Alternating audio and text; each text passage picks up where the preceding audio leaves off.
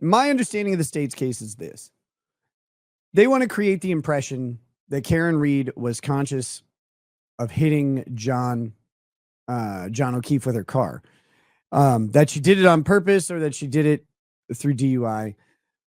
That's the goal, is to create the impression in the jury that she knew about it and said it. That's why they keep focusing on this. I hit him, I hit him, I hit him. These three repeated 3 times statements made that are questionable if she said them at all. They don't seem to be consistent. However, all of these different witnesses in this trial are adhering to that 3 I hit hims in a row. And I think the goal of the state is to imprint upon the jury this concept that she did it and she admitted to it. Admissions carry a ton of weight with juries. They can overcome deficiencies in forensic analysis. They can overcome gaps in the facts. They can overcome a lot because they say, well, I mean, logic, it stands to reason that if someone knows that they killed someone, them saying that they did it is really powerful, and it actually will overcome gaps in the evidence because that evidence may not ever be findable. But the person's knowledge that they did something is findable, it's knowable, and it's recordable and repeatable. And so if that's the state's plan, which it seems to be, is to open and leave the impression that Karen Reed is conscious of doing this to John O'Keefe and that she did it on purpose. If they can leave that impression from the early witnesses, carry it through the basic data analysis required to get the facts out there, and then close with what I assume is going to be a medical examiner of some sort, and the whatchamacallit, crash reconstruction people coming together to fill in the gaps and to say, this is where Karen Reed hit John O'Keefe, and this is how he died.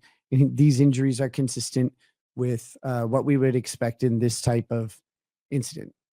Now, they may have a bad analysis, and I think they're going to, don't get me wrong, but I think that's their strategy, is to close out with, here are the facts on how that happened, we believe, to the best of our knowledge. And then when you combine that with Karen Reed saying, I hit him, I hit him, I hit him. And those 3 words are the words that if she loses, those 3 words buried her. And it's going to be hard to convince me that there's some other major testimony from the state, elicited from the state, that has done it than those 3 words. And that seems to be, to me, pretty clearly the state's goal.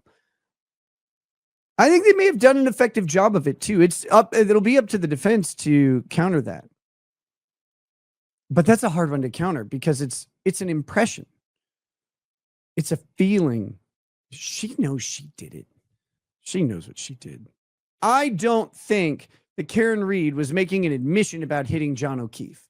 All right. Like, I don't think that at all. And please don't have that as your takeaway. I don't think that the jury is even that specific with it. It's the impression. They want the jury to think that Karen Reed knows that she killed John O'Keefe. Swinger party, key party, coke party. Yeah, I think, look, I sort of cheekily said, although I believe this, but I cheekily said, I believe it was, there's either a swinger party or proposed swinger activity going on between these people, but it's because it kind of seems like there was something going on, that there was some sort of sordid love affairs or sex affairs or whatever happening in that group. And those types of things can lead to, they can lead to violence and, disagreement that can lead to violent disagreement. And especially when a whole bunch of liquor is involved. So I don't know if they were, I think it's funnier if it was a swing party, but it would also, it also gives everybody there suddenly motives to keep this quiet, because their reputation surrounding their proclivities is about to be exposed. if this guy like, or you know, it could have been threatened to be exposed or whatever. And the this is a small, tight knit community, and the ties run deep, especially in these cop family circles, or seem to. But it also seems like, I mean, I think it was John who seems to have had sex with like several of these people. So who knows, man?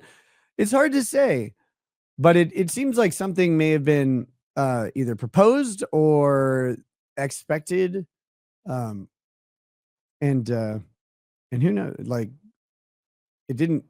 It obviously didn't seem to come to fruition, but that's probably because of the dead guy.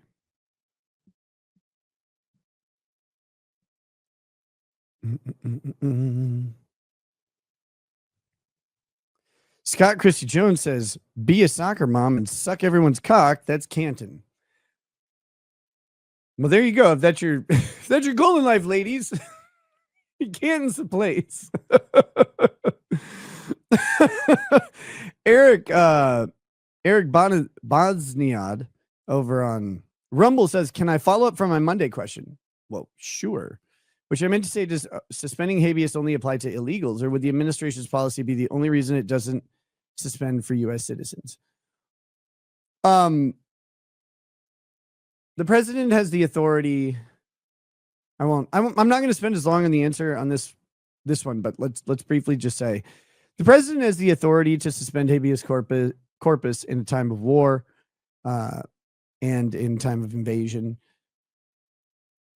The suspension of habeas corpus generally would apply to prisoners associated with the reasoning for the suspension. So you're not going to get like some guy who's arrested in Washington State who's you're not going to have his right to petition for habeas suspended because he was picked up on like a DUI or something, right? Like it would be related to the invasion or the war. Like that's the suspension of habeas that we would have typically. The courts would, in my opinion, narrow down anything further than that. If the president is just like, nope, everybody can stay where they are, I don't think the courts would agree. And then it'd be a power struggle between the president and the courts. But they don't have any reason to suspend habeas for everybody else. It'd just be people associated with the alleged invasion. And I think the court would pare back any order to the contrary.